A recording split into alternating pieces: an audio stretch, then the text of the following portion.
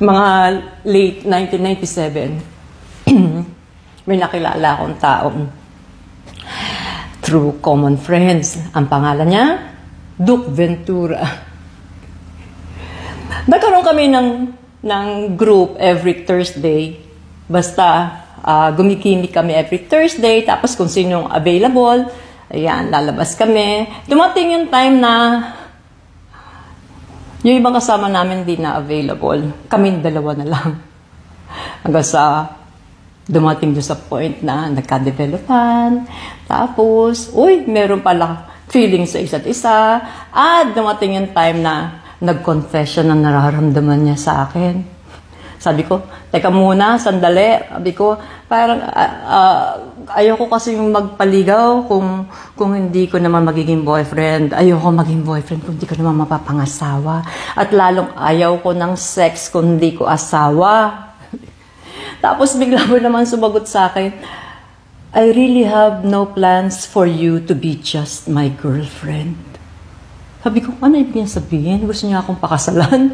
Sabi ko, teka muna din, hindi pa rin talaga pwede kasi magkaiba tayo ng faith. Sabi ko gano'n, iba yung faith mo, iba ako. Sabi ni Lord kasi, don't get unequally yoked to non-believers. Kaya pwede ba, friends na lang tayo. Pumayag naman siya. Pero, nakatutok naman, hindi na ako hiniwalayan. Yung bang, hindi raw siya nanliligaw. Pero lahat ng ginagawa niya, ginagawa ng isang manliligaw. Tapos, sumama sa lahat ng Bible studies ko, nakisit in sa Bible school. Pagkatapos, yung mga Sunday services na pinupuntahan ko, ina-attendan ko, sumasama rin. Hanggang sa dumating sa point na pati siya, nagkaroon na rin ng personal na relasyon sa Panginoon. So, pareho na kami. And then, ang daming nangyari at dumating dun sa point na naging kami na nga. Tapos, October 1998, nasa bahay kami. Sabi pa naman sa akin, if I ask you to marry me, will you accept? Sabi ko, nakaupo siya dun sa mas mababang upuan, ako nasa sofa ganito. Sabi ko, ako? Gusto mo akong pakasalan? Sabi niya, yeah. Sabi ko, teka muna, sandali. Hindi mo pa ako kilala.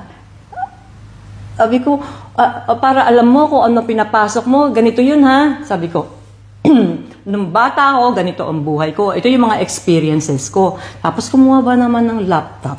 Tapos kumuha, naglista-lista. Sabi ko, ito, nung 11 years old ako, ito naging boyfriend ko. Nilista niya. O ito nung 13 years old ako, ito nung 14 ako, itong ganyan. Tapos nilalagyan niya ng marka kung gano'ng ito kasi may nangyari dito, ito wala date lang, ito kiss lang, ito crush ko lang, ito nanligaw lang, ganyan. Lista-lista siya. Tapos ito pa lahat ng experiences ko, lahat nilatag ko sa kanya. Tapos sabi ko, yan na lahat ang buhay ko. Gusto mo pa rin akong pakasalan? And then, sabi ba naman sa akin, ito lang? Yeah. Sabi ko, grabe tong mamang ito. And then sabi ko, dinidiscourage ko siya. Alam mo, masama ugali ko. Hindi maganda ugali ko. Ganito ako, ganyan ako, etc., etc. Ganyan. Tapos sabi sa akin, I can handle you. Siyempre, wala akong maisagot. Then sabi ko, last question. Alam mo na, single mother ako kay Alexandra. 36 ako ngayon, magta-37 na ako sa December. Paano kung hindi na kita mabigyan ng anak? Kung hindi kita mabigyan ng anak? Tapos ang sagot pa naman sa akin, I'm happy with Alexandra. Then sabi ko, okay, asan ang sing-sing? Oh, I'm sorry. I have to be sure kasi sayang yung sing-sing if you reject me. Sayang yung sing-sing if you will reject me. Natawa talaga lang ako. Pero, nung December, bago ako mag-birthday, dumating na yung sing-sing. Isinuot na lang sa akin. Di na lumuhod. Sige, pinabayaan ko na lang. Of course, pinag-pray ko yung sitwasyon namin, kung siya ba talaga yung pinibigay ni Lord sa akin. And then, kumuha kami ng marriage license. I asked God for confirmations. Yes, hindi lang isa, dalawa, tatlo.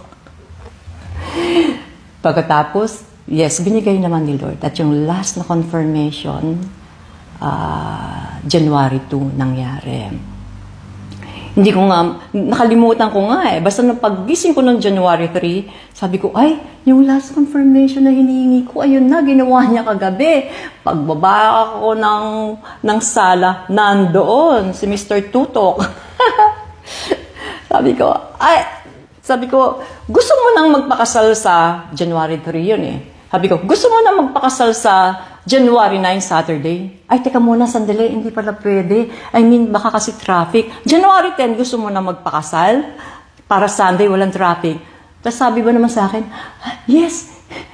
Sabi ko, sige, ayusin mo na, magtawag ka na, pati catering lahat. Opo, 1 week lang yung preparation ng wedding namin. Lahat ng kaibigan namin nagulat. Pero, marami kami mga kaibigan na tumulong para mabuo yung wedding na yon. It was simple pero meaningful na wedding. Wala kaming entourage. Kami lang dalawa ng anak ko yung lumakad doon sa garden, sa may clubhouse ng townhouse na tinitiran namin. Tapos, ang suot ko, simple lang. Summer dress, below the knee, pero puti. For the first time in my life, naramdaman ko worthy ako. Karapat dapat akong pakasalan kasi ginawa akong karapat dapat ng Panginoon. Kaya yun po, last January 10, 1999, I became Mrs. Esmeralda Ventura, wife of Romualdo Duque Ventura.